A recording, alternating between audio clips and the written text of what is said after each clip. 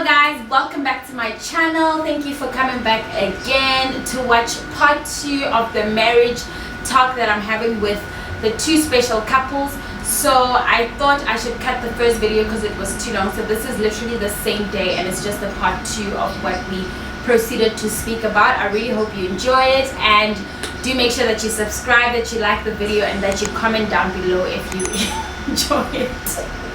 Everybody's watching me, like I have my family around me, they're making me laugh. Enjoy, you guys. Bye. Do you think the church teaches us that?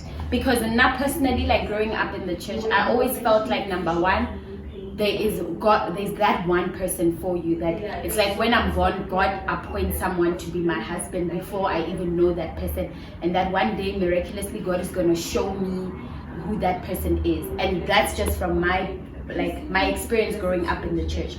Do you think the church is real enough when it comes to telling young people about marriage, preparing us for marriage, telling us things like what the analogy you just gave about a dress? You know, when you're going into, say, a dress shop, for example, there's a lot of dresses. You just have to pick one in accordance to your style and what you know of yourself. Do you think the church is transparent in that regard? Well, I don't think the church do have got. I don't know whether it's because of lack of resources, or it's because people who are sitting behind or who are facilitating that type of the teaching, they also made mistake, and somehow some of them made it, but they don't have got the full answer. How do they get to that point? So as a result, what they are actually dishing out, it's maybe sort of like a guesswork to say we think it is this way. So I don't think the church has got the right way of doing things, because most of the churches, we still have got that traditional way of thinking that when we're talking of finding the one, it's that snap of a finger to say God will show you, will speak to you, and you will see that particular person. And unfortunately, even if they speak like that, yes, it's a true principle of what God says, He will guide you. But the fact is, how does God guide a person who is not, tied to Him? You can't control your pet or your dog with a leash that you can't even control. So most of the young people nowadays, they are in the church, but they are not under the control or the leadership of God Himself as the controller of life. Did you hear that? Y'all are in the church, but you're not being controlled by God. Okay, maybe one last question to you. My sister just got up. I don't know where she went, you guys. She's been giving me trouble like the whole video. But why are we failing? Why is this generation failing when it comes to marriage? Until we have, first of all, that first love. I can give you an example. You can't give out something that you don't have. Ooh. Come on, somebody. If you want to give someone love, you must have it. Some people get into marriage with some hurts and certain things that happen from the background. They are carrying those things into marriage. They are expecting it to get it from the partner. And as a result, those things, when they get into marriage, they begin to boil up, and that's where the split began. I mean, they always say, if you look at the porcupines, you know the porcupines? No. Yes. When these two animals, they are in the winter time, they get together, and because of coldness, they start to come closer to each other to feel warm. But on that process, as they come closer to each other, they start sticking each other with those thorns. And that's where, the real of each begin to come out. Because they are carrying. I always give people an example to say, if you are standing on a bus stop waiting for a bus, each one carrying a bag, and you never ask each other what's in that bag. So when you get into the bus, if I'm carrying snakes into that bag, and I open it up while we are in the bus. So we are all in the mess because we are in the bus. So that's where the problems start.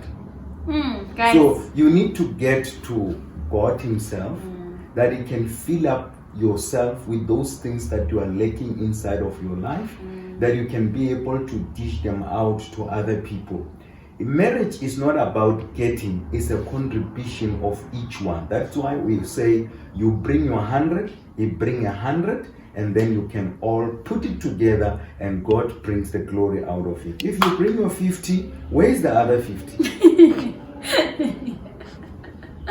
Wow. For instance, I can give an example to say, if you get married because you are running around, you say, now I want to settle down. All right? You've been unfaithful. First of all, you need to find yourself into God, because marriage is a boundary relationship which needs someone who knows to read the boundaries. So once you have the relationship with God, the Bible says God is a God of jealousy. So once He's got relationship with you, He doesn't need someone to come in. That's why when you read the Old Testament, you will always tell the Israelites to tell them, don't serve other gods. So I'm a jealousy God. So because marriage is being designed by God Himself, it's a kind of, there is a jealousy within it, because it's a God designed thing. Now people get into marriage saying, now I want to settle down, I'm done of running down and all these things. If you did not learn to be faithful, first of all, to yourself, through the instruction that you get to God, by keeping yourself holy with Him, you cannot, you already failed to become faithful to yourself. How are you going to be faithful to the second person? Wow. Once a while. My sister joined us again. She said she was not feeling well, but as Kolapo,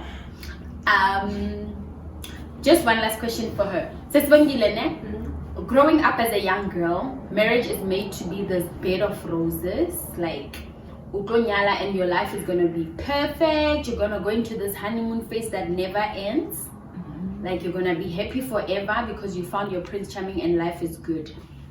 What would you say are the first few challenges about now, minus the wedding day, now we are into marriage? What were your first 2 or 3 challenges that you experienced?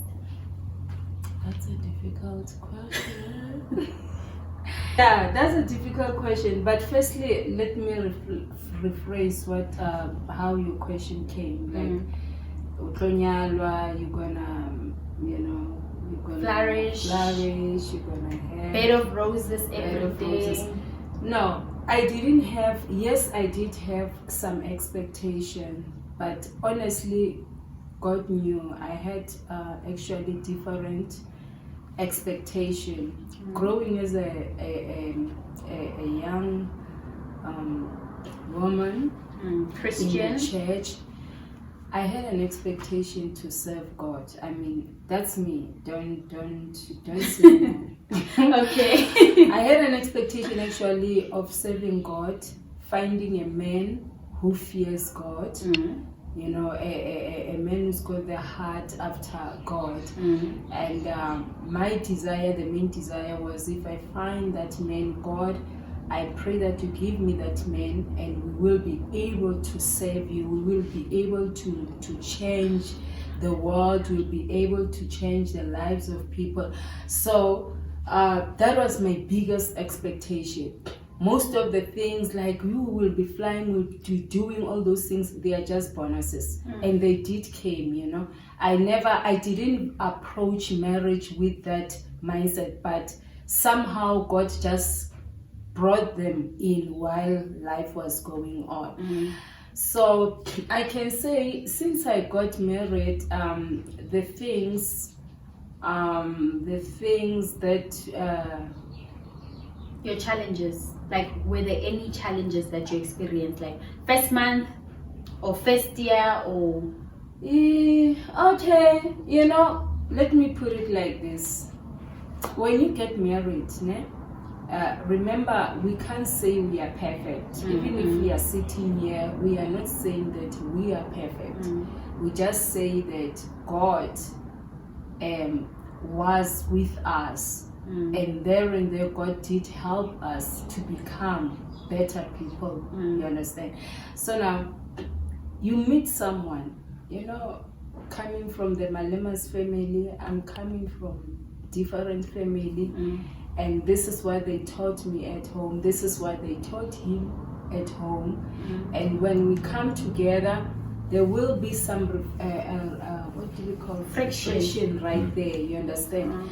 We didn't learn the same thing, and now that's where sometimes you will find that we don't agree on some of the things. We don't agree the way the toothpaste should be. He will just squeeze the toothpaste, and then Mina will come and try to to make it smooth and pull it up, and he will come and squeeze it and no, I'm serious, guys. I won't lie to you. I remember we did have that problem between the two of us. It was irritating me. He didn't have a problem with it. So those are some of the challenges. It was not actually the main things, eh? And the thing of my husband is someone is a how, I don't know how can I put this kind of a character. He's like straight to the point, when he says something, he just said it like that. And then maybe Abani will say strict, okay? And I knew that he's got that kind of a character, and I loved the character while it was there, far away. But immediately when it came close to